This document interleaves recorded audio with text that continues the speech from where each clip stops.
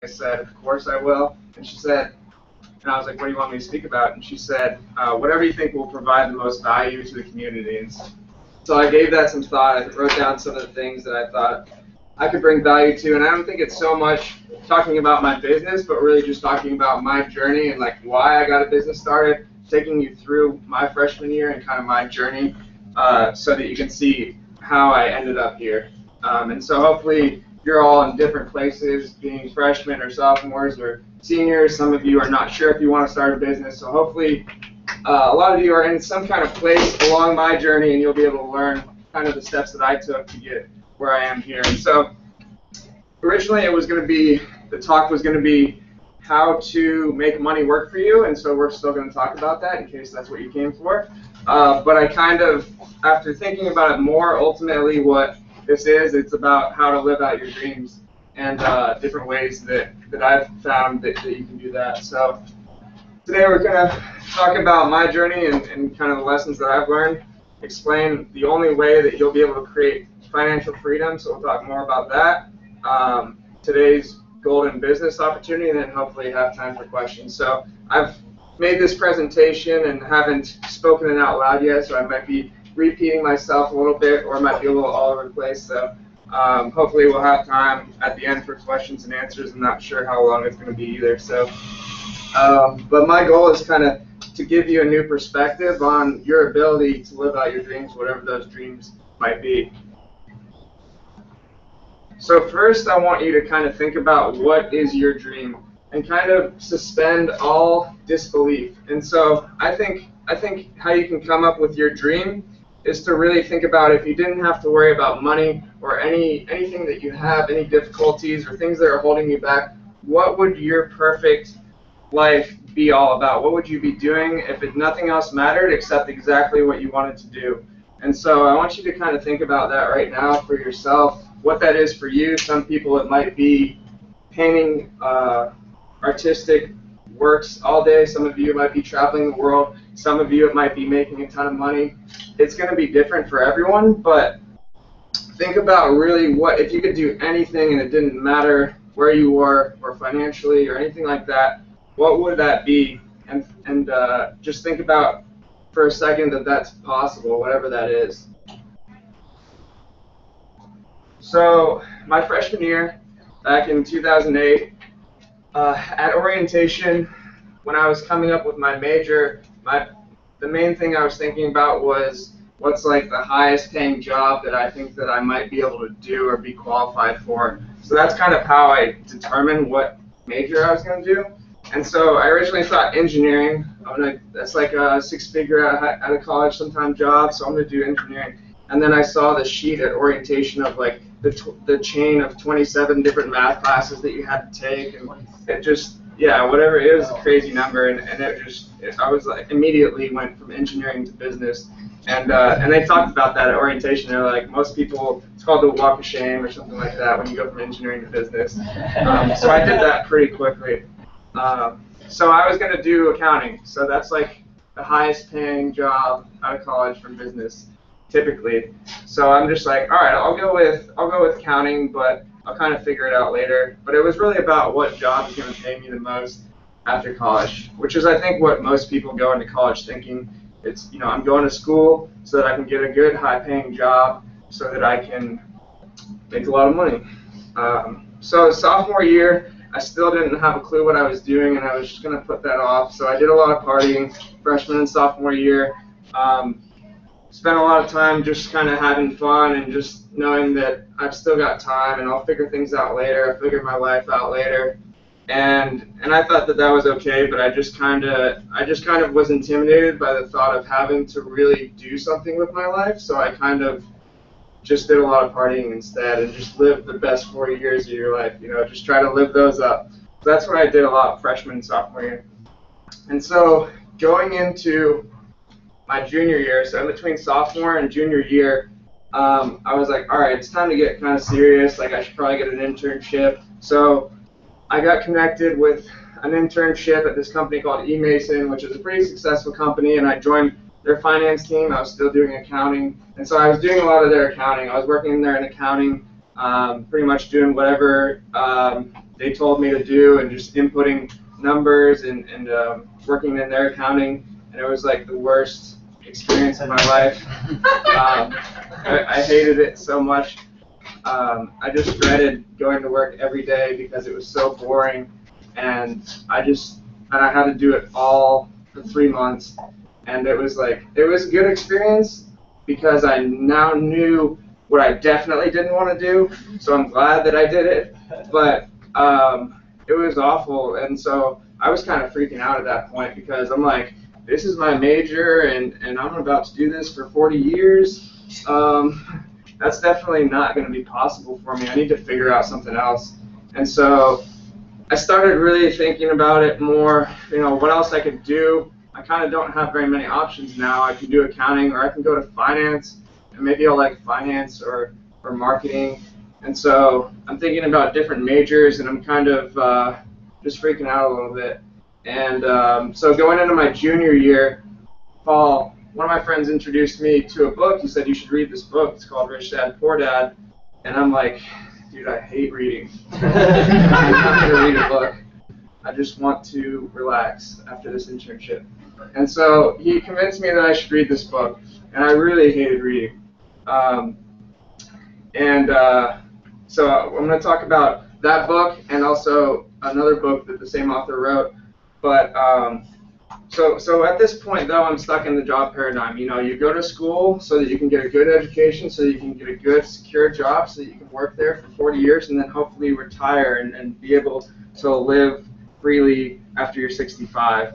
And I think that that's what most people are taught, and that's what we're taught by most of our parents and by society. And it's really the 99% that go along with that, and they think that that's what life is about. It's about getting a job. It's about working hard to raise your salary and to get paid higher so that you can somehow get out of that, or so you can get a bigger house or a bigger car.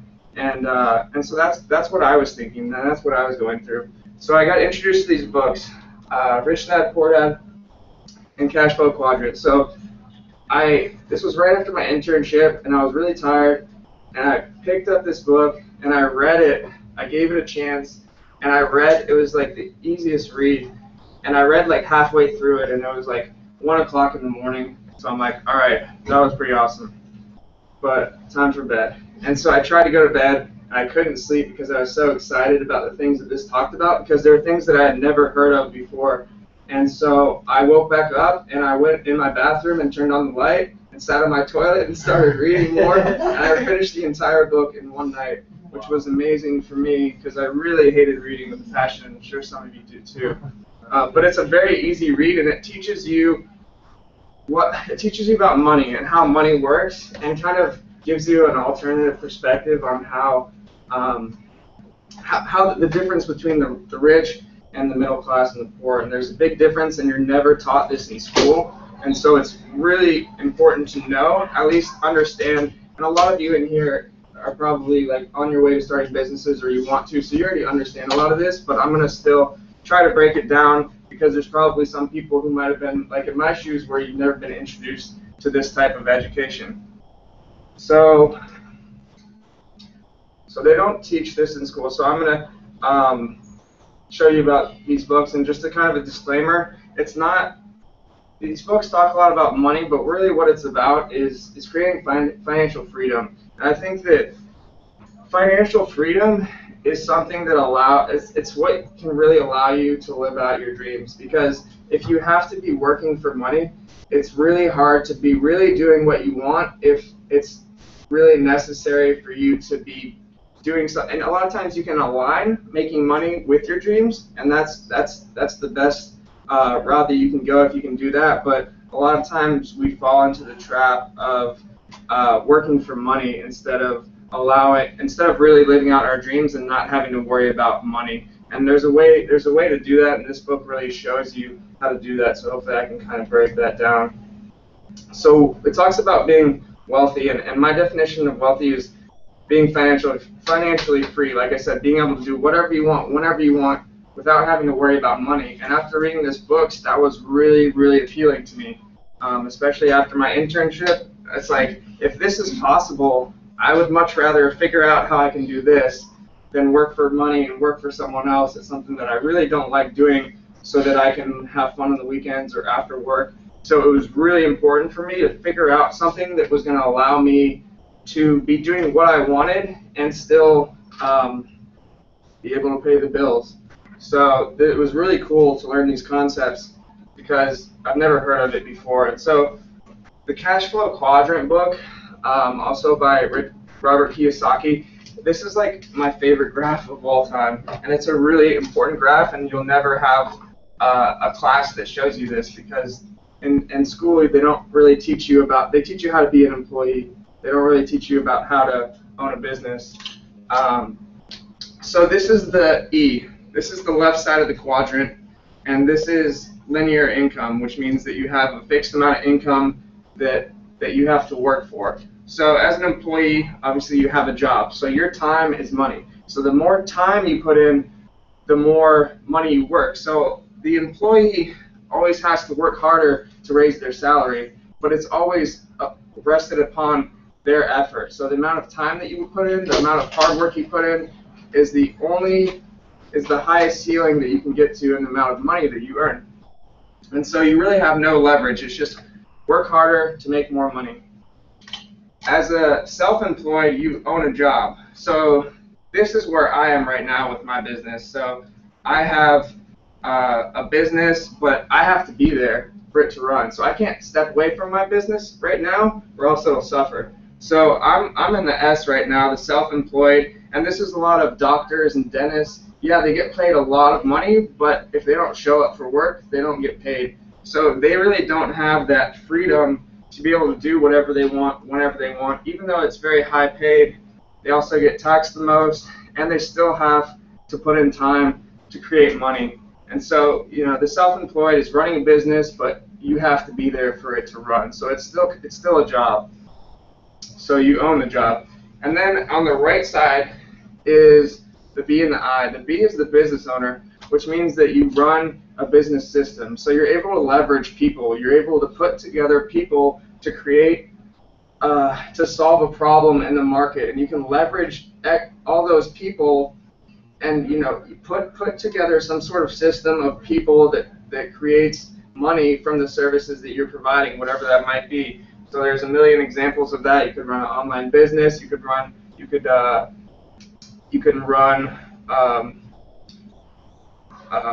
know, you can sell things online. You can get into real estate.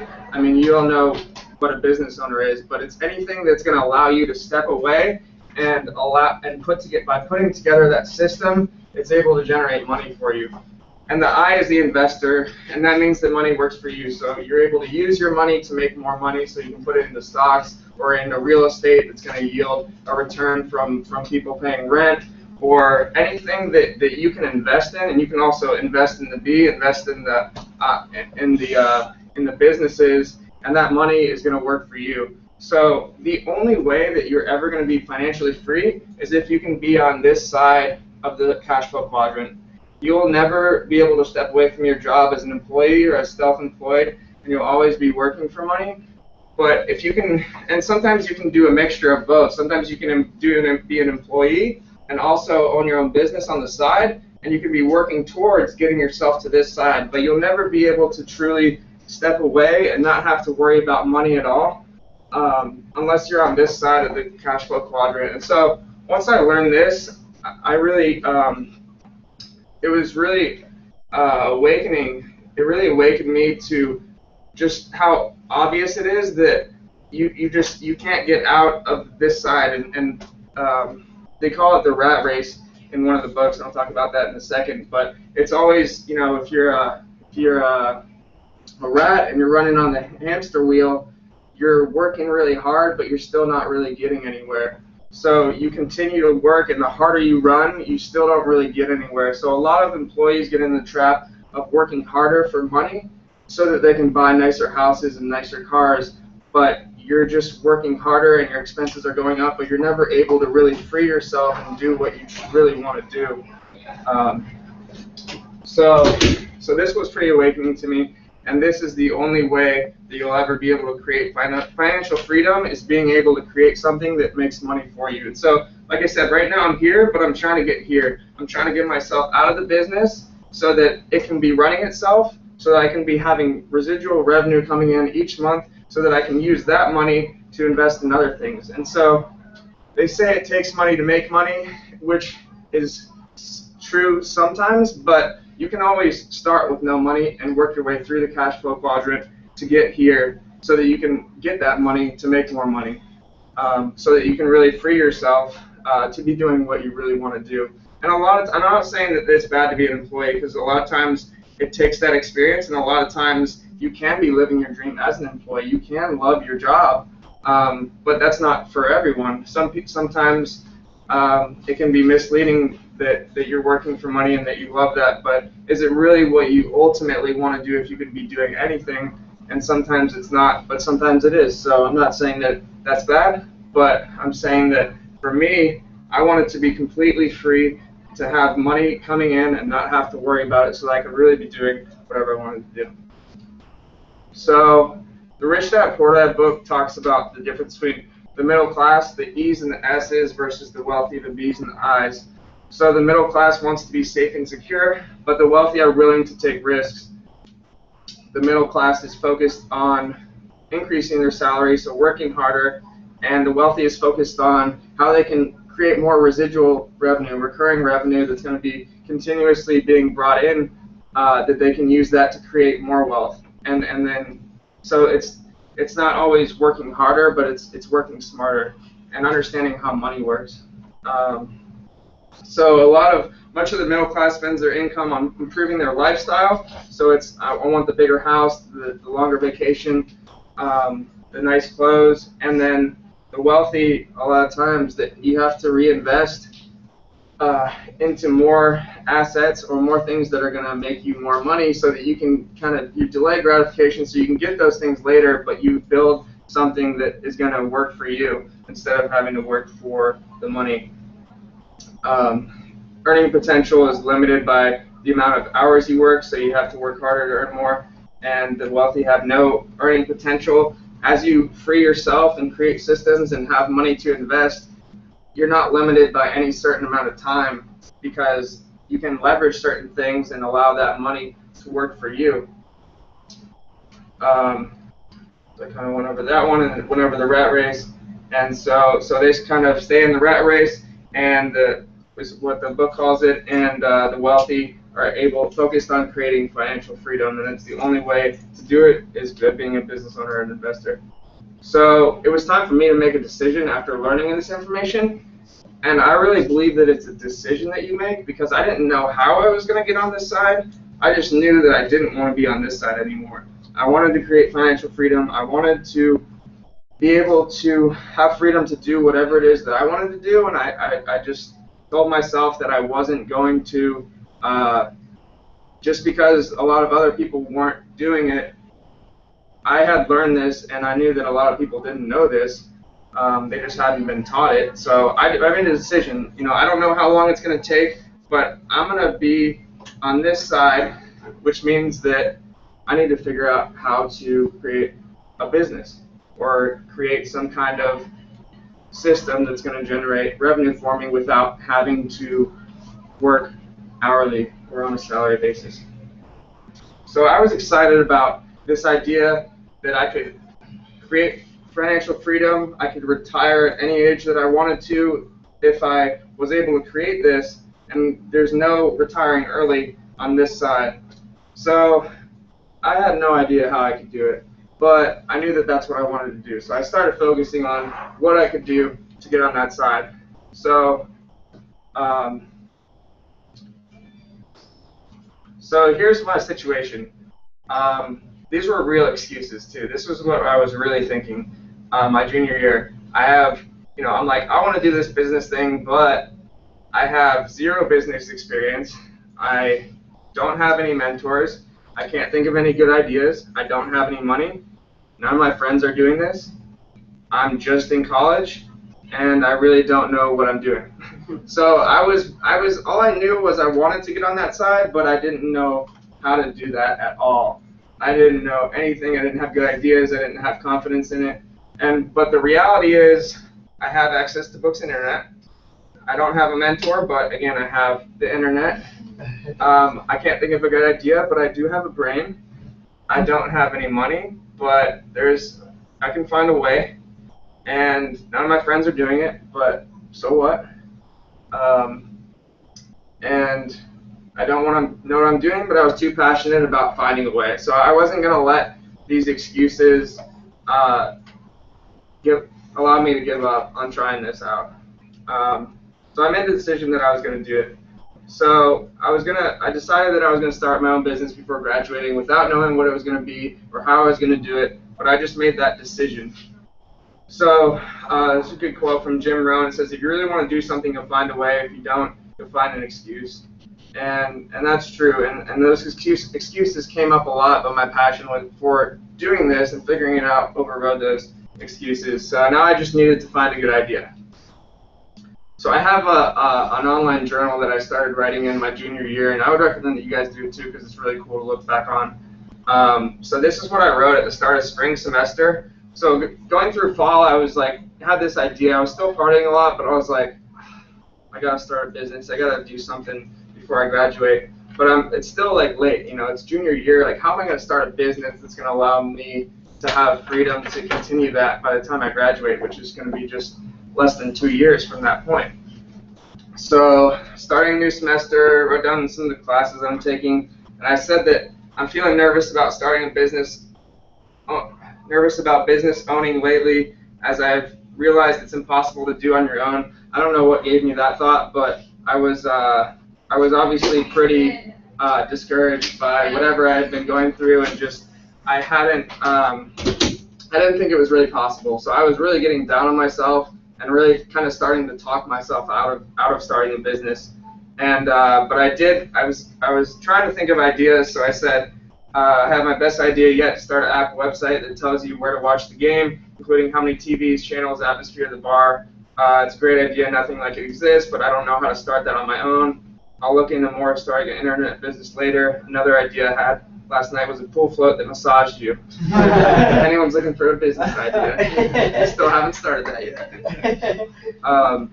So you can see that I'm kind of like coming up with ideas that's kind of getting me towards the business idea that I started, but right there, I'm like, I don't think I can do this anymore. I don't know, I don't have enough time. I don't think I can do it on my own, and time's running out. So I was a little nervous. So here's my situation. I have no plan, no business, no money, no confidence that I can start a business, no experience, no mentors, and I'm really stressed about I'm about to have to get a job. I don't want to do that, but that's where I'm at. So 6 days after that journal entry, I came up with the idea. And I knew that it was the idea. So I said, January 20th, 2011, I decided to make my first business, abcdrinking.com, worst name ever. Will be the #1 website for UCF students. This site will provide college students with updated drink specials for all the local college bars and possibly downtown. The plan right now would be for students to register, blah, blah, blah, talked about different stuff that was really stupid ideas after that. But I was so excited. I knew that that was the idea that was going to be there was going to be a real business that I could start in college, that I could bring in revenue that a lot of students could use. I was really focused on it just being a good idea, and my passion was just getting me to the next point, the next steps. But I still, had no idea what I was doing, but I just had a lot of passion, and I was going to go for it. So these were like the really crappy logos. So it was called, like, I after the idea, I just I didn't spend a lot of time thinking of a name, but one of my roommates said, you should call it ABC Drinking, Absolute Best College Drinking, which is just the worst idea ever. But I was so ready to do this. I was like, oh, this is going to take off. Somebody else is going to do it. Like, I need to hurry up and do it. I need to move fast. I wanted to get the website out. I wanted to release it at like Florida State and Florida and UCF all at the same time. And I'm just trying to do so much and just not really like rationally thinking about realistically what the right business strategy is. But I had no experience. I didn't know what I was doing at all. So these were like the mock-ups that I made on like Paint to like send to the people that I had to do the logo, which was just kind of funny. And these are also the awful mocks that I had for the original version. I'm like, the I'm going button, this is the feature, this is it, this is what's going to get everyone to use it. And so this is literally what I sent to the developers to come up with the website. So I didn't have very good design skills as well, as you can see. So that's what the idea was going to be, and that's what I was going to start, and I was really excited about it. So it really started with just an idea in my head. You know, I had a passion that I wanted to get to that BI side. I needed to find a way, needed the right idea. I found the right idea, and I had enough passion to be doing this full force. And so it's something that started with just an idea with no experience and no money, has led to 3 years later becoming, this is the new logo and the new app and what's going to be released sometime in early fall. And so it's got over 50,000 downloads now. So it started from nothing with no money, and it's turned into something that over 50,000 students have, and it's at 4 schools, and it's continuing to grow. So it's pretty crazy to look back and see where I was and how inexperienced and unsure I was about all of this, but just didn't give up and just have at least got it to this point. So I just want to, I hope that this kind of encourages some people who are not sure, you know, what they're doing or if they can start a business. Like, I mean, if I'm able to do it, you're definitely able to do it, because I was like had the least amount of confidence in doing any of this. But all I did was make a decision, and I stuck to that decision that I was gonna do something. And that's all it really took, because I'm not the smartest person. It doesn't really matter how smart you are. All that matters is you making a decision that you want to do something, and it doesn't matter what anyone else tells you about that decision. So kind of to recap, junior year, I'm probably like searching for a job, thinking I'm gonna have to get a job, and 3 years later, now I'm searching for problems to solve. I had no plan. Now I'm owning a growing business. I had no business, now over 50,000 app users. I had no money, now I'm paying my own bills. I didn't think I could do it. At least I've made it this far. No experience, and that's one of the best things that I've gotten from doing this is the experience. It doesn't really matter if you fail, but if you go for something, you know, if you go for something, then you're going to have so much more experience. It's going to be well worth whatever it is, and you'll be able to do something later. No mentors. Now we got the Launchpad. So it's pretty awesome to have the Launchpad. I mean, I didn't have that kind of resource when I was a student, so it's really cool to be able to come here and share your ideas. And if you don't have any idea what you're doing, you can come here and talk to them. And it doesn't really matter, but there's a lot of cool people here to help you out. So it's a really awesome resource to be able to have. Something that could have helped me a lot early on. And so I was pretty stressed about my futures, but now I've got, I know that if I've made it this far, you know, no matter what happens, I know that I have the ability to do something if I really kind of put my mind to it. So, so what I've kind of learned about the necessary traits of being able to do something, being on the B and the I side, you've got to sacrifice a lot, you know, sacrifice your time. You know, I had to sacrifice going out a lot, even though I was still wanting to do that stuff. You have to sacrifice sometimes putting your money into buying clothes and different things that you want, which is delaying gratification. It's really important for you to not give in to those instant gratifications, the instant things that you want to do. If you want to really get something better, a lot of times you have to sacrifice a lot. So, you know, it hasn't been easy to get it to this point, but these are some of the things that I think it takes. Work hard and long hours, and if you're passionate, it doesn't really feel like long hours because you know what you're working towards, you know what kind of experience you're getting, but you do have to be willing to work long hours. Invest in yourself, invest in your education. Even if you hate reading, you should do it. You should definitely do it. It's amazing what books can do. They can really compress decades into days. Something that took people an entire lifetime to learn, they're going to put it in a book, and you can get that knowledge for $10 or whatever. It's amazing what books can do to to just learn about some of the most brilliant people in the world. You can take risks. It's really important to take risks too. If you play it safe, you're not really going to be able to realize your dreams. So you're going to have to take risks and face some of your fears, whatever those might be. But you're going to grow so much more, and there's a much bigger reward on the other side of that when you take those bigger risks. Patience and perseverance. Like I said, I thought this was going to take off so quickly, and so I had to have a lot of patience to see, because it didn't. It was like totally not. It didn't take off at all like I thought it would. So it took a lot of perseverance, and it's like there's no overnight success story. It takes a lot of hard work, a lot of hours, and a lot of just persevering. And you do have to be pretty insane.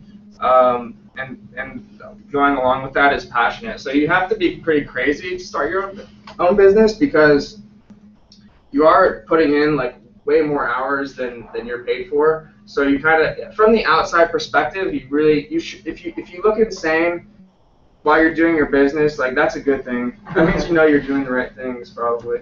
So it's gonna look like you're insane from the outside perspective, but it doesn't matter. You have to drown out any naysayers and just keep doing what you're passionate about. So that passion can drive you to becoming kind of insane sometimes, but that's what it takes to build something that's beyond money, that's beyond what other people are willing to do. So I saw this interview that Steve Jobs did, and he said you have to have a lot of passion for what you're doing, because it's so hard. If you don't, any rational person would give up. So it's really crazy. Like anyone that starts a business, like it's really crazy for other people looking at you to be, for you to work that hard and that many hours and sacrifice that much. It looks really insane, and it's not rational from the outside perspective, but it's definitely worth it if you're passionate about what you're doing. So some tips if you're considering entrepreneurship: don't put a ceiling on your potential. Don't think that you can't do something. Don't think that just because other students aren't starting businesses that it's not possible. And don't put a ceiling on how big that business can be or how big your dream is, because you're only limiting yourself. You're really the only one that's able to set a limit to whatever dream it is. No one else can set that for you. So don't put, if you have a decision to put a ceiling on yourself or not. So I recommend that don't put a ceiling on whatever it is that you're dreaming to do. Anyone can do it, so don't be intimidated by starting a business or all the work that it entails. If I would have really stopped and really thought about things through, I might have been too scared or too intimidated, but I just took massive action on it because I was so passionate about it. And I didn't wait for myself to get to all those excuses. And so, like I said, you have to tune out the naysayers. There's going to be a lot of people who tell you to stop, that you're working too hard, who tell you that you need to not sacrifice so much. And that definitely happened to me, and I actually bought into that a little bit. Like some of my best friends were telling me that I needed to have work-life balance. I'm working too hard. Like you need to relax. You need to enjoy college. Like this is the best time of your life. And I started to buy into that because I was working pretty crazy, which was not a bad thing. But I listened to people when they told me those things, and it really. It wasn't good for me. They were wrong in telling me that. So don't let people tell you that you're working too hard or that you can't accomplish something, because there's gonna be people that try to bring you down no matter what you're doing. There's gonna be people, even some of your closer friends will tell you that you're not doing the right thing, but you can't listen to them. You can't listen to them if they tell you can't do it. So don't focus on the how at first. So I just had an idea and a lot of passion, and I didn't know how I was going to do it, but I just moved on that. And I think that, especially in the beginning stages, you'll figure out how you're going to do it later, but don't start questioning, how am I going to get enough money for this? How am I going to create a website? Because I didn't know anything about websites. I didn't know anything about business or websites or apps. I didn't know anything, but I just knew that I would figure it out as I went along. So don't be like, I don't know how to do it, so I'm not going to do it. Come to the launch pad and figure it out, because you'll be able to. I think I'm going to add just so many exclamation points on that, right? I think you have been trained since kindergarten, right? to study and have the answer before you do anything. And it's exactly the opposite in starting and creating. It's an orientation toward action and a belief that you can learn anything if you want to enough. If you don't have the passion, it's not the right venture for you. But once you have the passion, you don't need to know the how. You need to know you want to cook. You don't need to know how yet. You need to start. So remember, it's exact opposite of what we've been told. So you are actually reprogramming yourself actually with startup, and it feels very awkward. Like I'm not, I can't do this because I don't have the degree in it. I don't have the certification in it. I don't even have the gifts for this. I'm not good at this, right? So don't worry about how. Just find something that you cannot not do and begin, and then we can put people around you. Boom. Boom! Exactly. Right, Isaiah? Yeah. Yeah. I agree with it. So going off that, take action immediately. Don't come up with excuses. Don't think about, I don't know how to do this. It's intimidating. Just like start taking action on it, start moving on it, and things will start falling together. And also talk to people about it, because that was one of my mistakes. I tried to keep it really secretive. I thought it was the best idea ever, and I almost called it something really stupid by doing that. So I almost made I kept it secretive for a long time, and it was a really bad idea, because there's so many people that can help you and give you ideas on the way. You don't want to launch a business or a product without talking to people about it. It's like the worst thing you can do. And so don't worry about people stealing your idea. That's what I was mainly worried about. 3 years later, I still have very, very few competitors. And the idea is clearly out there, So don't worry about people stealing your ideas. Talk to as many people as you can about it, and you'll be able to learn so much and really craft your idea into what it really should be. So right now, it's an amazing time that we're in. It never existed before, this time that we're in. I'm going to call it the golden age of business. So 10 years or so ago, starting a business with no money was really, really hard. It was really hard to start a business without any money. But today, you can start a business for nothing. You can get an online shop and start making money without having any money. There's so many things you can do online with the internet, and not only starting a business with no money, but having the resources and the education from the internet. You can put it all together and create amazing businesses, and you've never been able to do that before. So it's like, our parents' generation, there wasn't any people who were financially free at a young age or making a lot of money on their own at a young age, because they didn't really have any businesses that they could start to accomplish that. So it's totally a new possibility for people our age to be able to do amazing things and create businesses and use our passions and talents and share those with the world through the internet. And so I believe that we were all born with certain talents and gifts, and I think that we also have dreams that were set in our hearts that we're supposed to, that we were meant to follow. And so you're able to do that with the internet. Whatever your gifts are, and you all have gifts and talents and passions and dreams, whatever those are, you're able to do that, and you're able to share that with the world. And so you can really live into that with this age that we're living in today. So previously, jobs were more secure. Now, not only is it possible to start a business, but it's really risky, more risky than ever to get a job and consider that secure. It's really not secure anymore. You needed to purchase a building usually. If you wanted to have a clothing store, a retail store, or sell anything, you had to set up shop somewhere, get a loan, and pay for that. Now you can do all of that online. You can create a website for almost nothing, start selling things. You can even get things I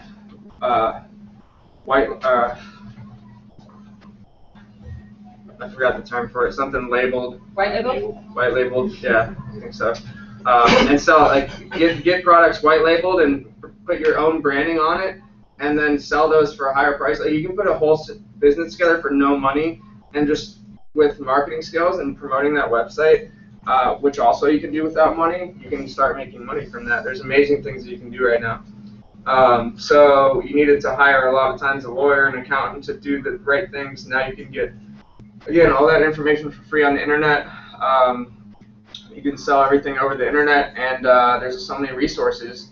And also college is the best time to do it, because a lot of times, some of us have jobs in college, and then in school, and so that does take up a lot of time. But you can still do things outside of it. We don't have as many responsibilities, though. You're never going to have a less amount of responsibilities than when you're in college, when you don't have a family that you have to make sure that you're feeding. You're basically responsible for yourself right now. So you can really invest in yourself, invest this time in yourself, and build something now. It's a great time to do it. It's the best time to do it.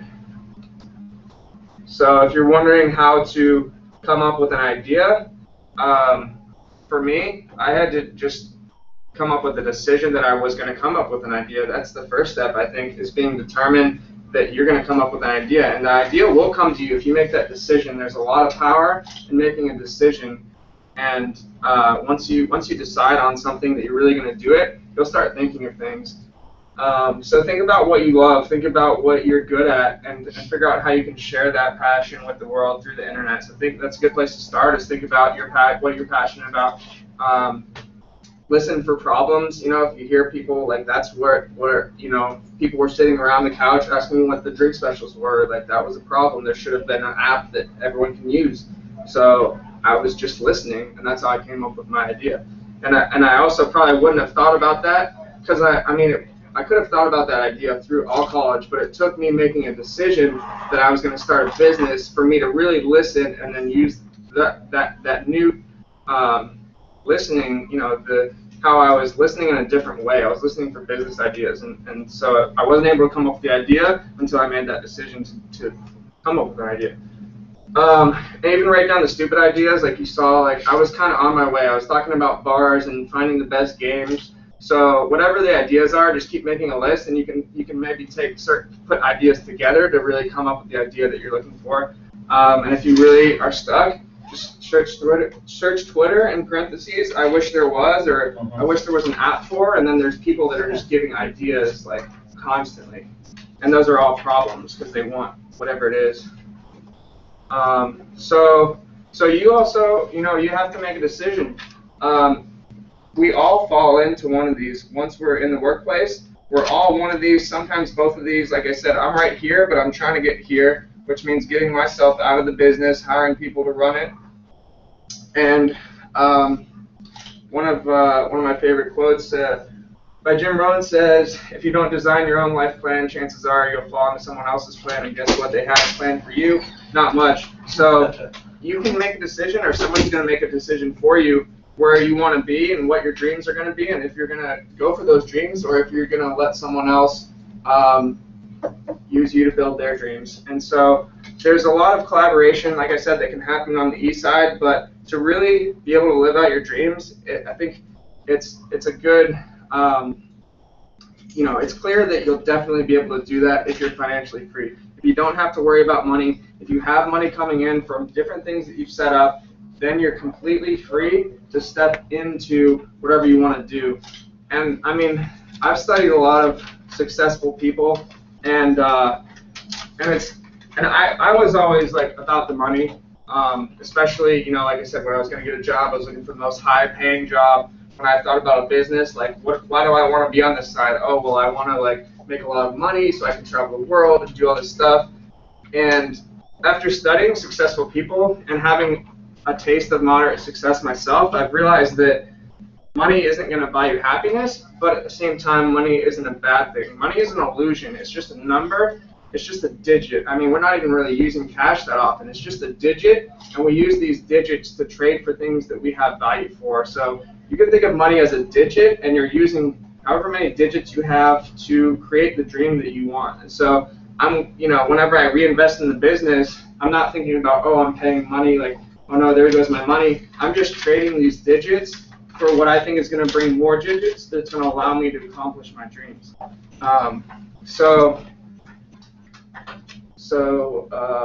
yeah, money isn't a bad thing, but if you try to go for money because you want the big house and the boat, which are not bad things, But just know that that's not going to make you happy, because the most successful people who make all that money either destroy themselves when they try to get more, or they end up realizing that that's not what brings them happiness. So you get to a point where you can become financially free, where you can find really what you want to do. Now you don't have to worry about money. Now you have an opportunity to look at, what do I want to do with my life?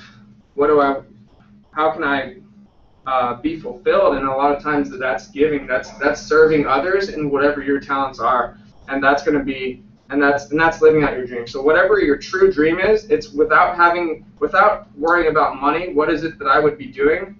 And that's going to be the best life that you live, not having the biggest boat.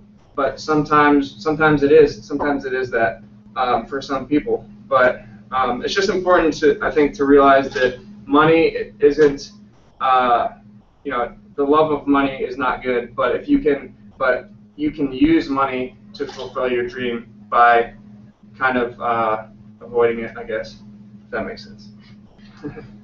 So, last quote. The ones who are crazy enough to think that they could change the world are the ones who do. So don't worry about being crazy, because you will be one of the few who is crazy, but you'll also be able to really live into that whatever dream you have. So thank you.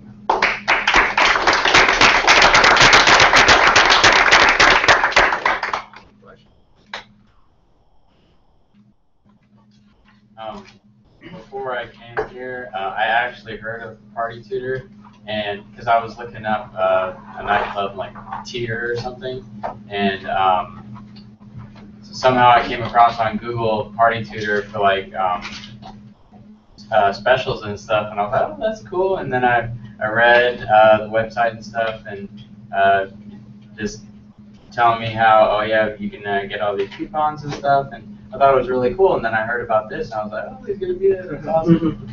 So yeah, you're definitely out there. Thanks. Yeah, yesterday it was so funny. I was at a coffee shop, and Mike was with me, and I was just doing some work, and these two girls came up to the register, and they showed the Party Tutor app and the deal, and it was like I think it was the first time I've ever really seen it in action without like people knowing who I was. So it was like I felt like such a proud father. So that was really cool to see. That's like the most rewarding thing, is like seeing other people use your product like randomly. Is really cool. So I gotta post a library pop up. See, I gotta get into that B and I, so I don't have to do this myself. Yeah.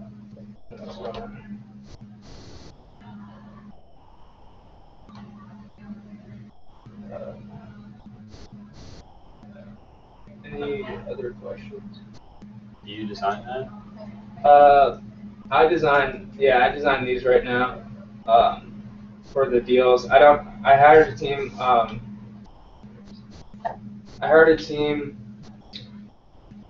Recently to redesign this app. So, like I said, this hopefully is going to be released at the start of fall.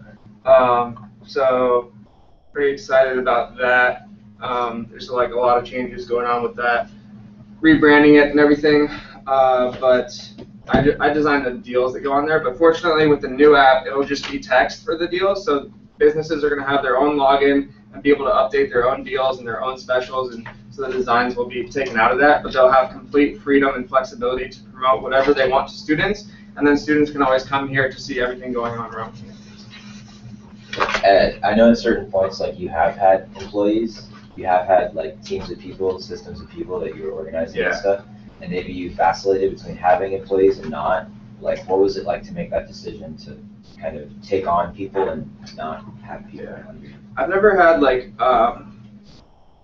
paid employees. So I've like thrown money here and there, but it's usually been interns that I've had, and so I'm really bad at delegating. Like, I'm really bad. I hold on. Like, I want to do everything, and I can't do that and grow the business. Say that again out loud. I can't do that if I want to get into the one square. The B.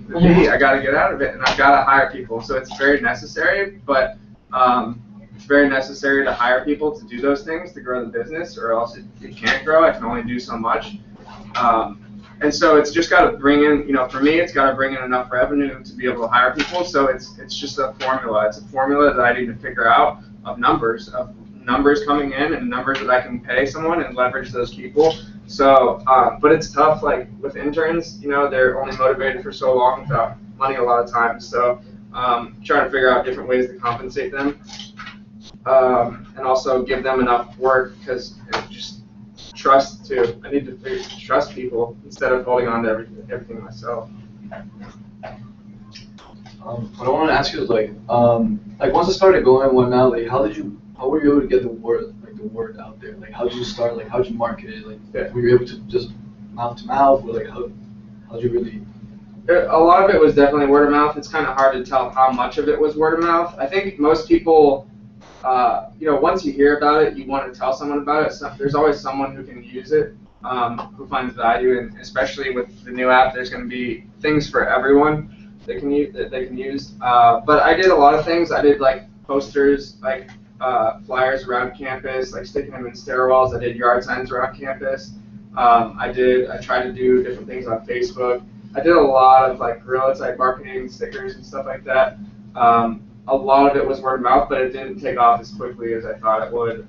It didn't just like get really popular at UCF, and it doesn't happen at any school like that, even though it's a really good idea, and everyone pretty much agrees that like, yeah, I would download that app for free, and I would probably use it for certain things, but people still have to hear about it, no matter how good of an idea it is. So I did a lot of different things, and it's a lot of trial and error to figure out what works best. So I've also made a lot of mistakes, like advertising in certain magazines, and so a lot of it has been Twitter. Like the promotion for Party Tutor has been really big on Twitter, so it's got over 9,000 Twitter followers, and so we can tweet certain things out, and sometimes it'll get retweeted 200 times, and so there's like a huge ROI for us on Twitter. That's just our business, but it's not every business for Twitter. But yeah, there's. Like, were you able to like test the market kind of before you started like putting a lot of effort, like a lot of money into it? Well, it started out as just a website, so I guess you could say I kind of took baby steps, and it was a really poorly done website. It was very cheap. I hired a team from Nepal, which is a country outside of India, so and then for the app, I hired a team in India, so I did like all the cheapest things that I could do, and so you'll hear a lot about MVP and the Launchpad, minimum viable product. Getting something out there, and then, but it's I made mistakes, and I still am making mistakes in how this should be developed and how this should be designed, and it's a continual process. But it was good to not invest a lot into thinking that the first time I was going to have the right idea. It's continuously growing, and it's continuously being revamped, and so this is like a big change.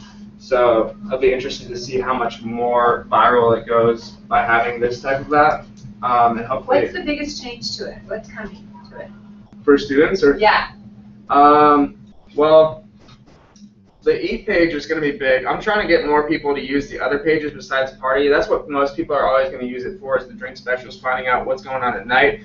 But this new layout hopefully is going to get more people to use the food and the save and the live. So the Eat page is going to have you'll be able to see everything open late, right at that hour if you're looking at it at midnight. You'll be able to see all the restaurants that deliver in the area. You'll be able to see all the hours. You'll be able to see food by category. So it's going to be pretty comprehensive for finding places to eat, which is going to be really cool for students. The events page is going to be more comprehensive. Hopefully we'll be getting more deals on there, and the redeeming deals will be easier to use. The apartments page is going to have features and amenities, floor plans, so you'll really be able to see, be able to almost tour an apartment through the app. So it's a lot more comprehensive. It's got a lot more things than just right now where it's just specials and deals. So it has those, but it also is going to have a lot more features involved too. Who enters that data? Do you go around on everybody's websites and check, oh, what's today, or do the businesses themselves, like you've made a presentation and then they somehow connect their system to yours so they know? Well, I wish that they would do it more often themselves. Right now, they don't have a way to do it themselves. This one is the big change is they're going to have their own client dashboard where they'll have full flexibility and control to update all their deals in real time and specials. But still, they're so consumed with a lot that goes on in their business. They feel like until there's a huge user base, they don't really feel like it's worth their time to update it. So certain bars, like the UCF bars, it's become so popular that they know that they have to let me know when things change. So they'll be texting me or emailing me when things change because people will complain at the door if they don't. So they'll kind of let me know, and we'll data entry it ourselves. But with the new app, they'll have their own login, and hopefully they'll be using that more, which will save us a lot of time. I saw that you used the quotes by Jim Rohn a lot. Yeah. What does he mean to you, or that was honestly it's kind of random. I mean, he's kind of a motivational speaker on leadership. I honestly don't follow him a lot, but I just thought those were really good quotes, to be honest. How long did it take you guys to break even, like after you guys started? Well, I was still in college. I would say it didn't make very much money at all in the first year and a half. So, but it like things grew really quickly. A little over a year after it started, like the revenue started to grow pretty quickly, which was also like crunch time for me to start making money with it. So I graduated in December 2012, and that fall of 2012, the numbers really started to take off. And so I was like, I got really lucky, honestly, because when the plaza closed down with like Night Library and Fubar, a lot of things were changing around nightlife, and so Mad Hatter was opening up. So I had to make a decision. Was I going to allow Mad Hatter to be on there for free, and just like all the other bars were, because I need the bars on there. And so I had to make a decision. Was I going to charge Mad Hatter, or was I going to keep the business model where all the bars are on there for free, because that's what people are using it for? I'll charge advertisers other ways. And so I decided that I was going to take a risk and not put that content on there for the new bar that was like true college bar that students would really like to see on the app. And so I sacrificed, I guess, the user experience because I really needed to figure out a way to bring in revenue. So I decided to charge them, and they turned me down. So they're like, we're not going to pay for this. That's fine. Just don't put us on the app. So I'm like, oh, crap. So I didn't know what I was going to do, but I held off. And 3 weeks later, they weren't very busy. They didn't do a good job marketing. So they're like, all right, what do we have to do to get on this app? And then they tried to get me to do trade advertising. They're like, oh, you can drink for free. You can do all this stuff. And I'm like, it really comes down to this is a business, and we're providing a lot of value. So if I didn't do that, I don't know if Party Tutor would still exist, because I needed to start bringing in revenue. So that was a big turning point of taking a risk and not giving in to just allowing people to be on there for free, I guess.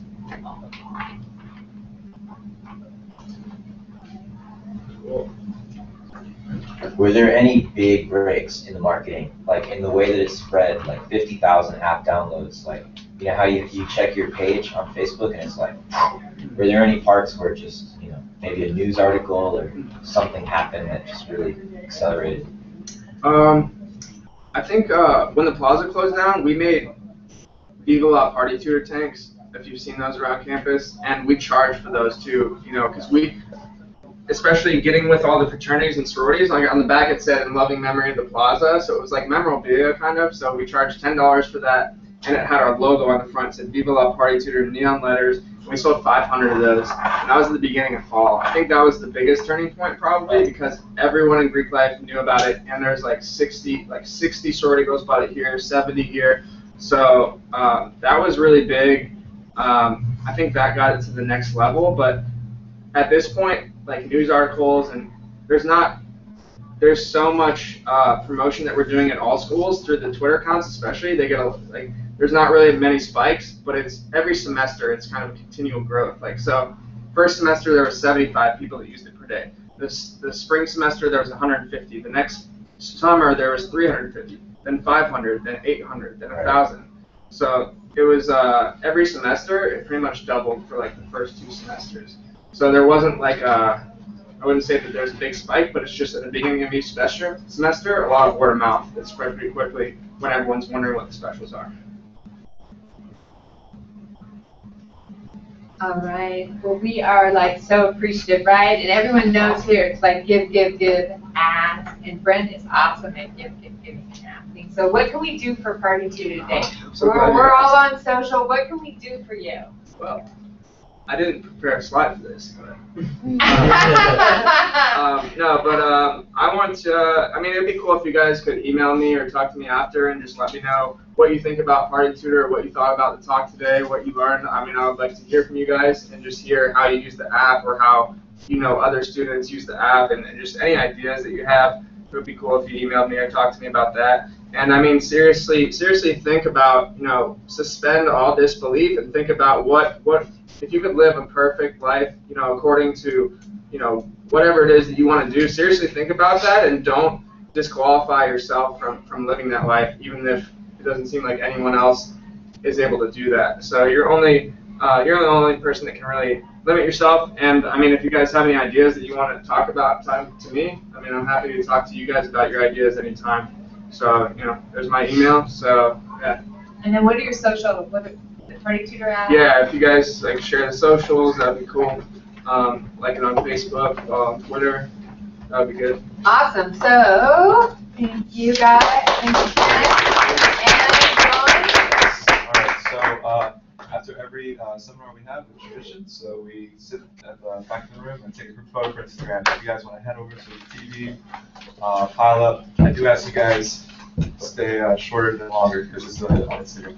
So while you guys are moving towards the front and taking that picture, if this inspired you and you have an idea that's been burning in your back pocket, come see me for a free confidential one-on-one coaching appointment.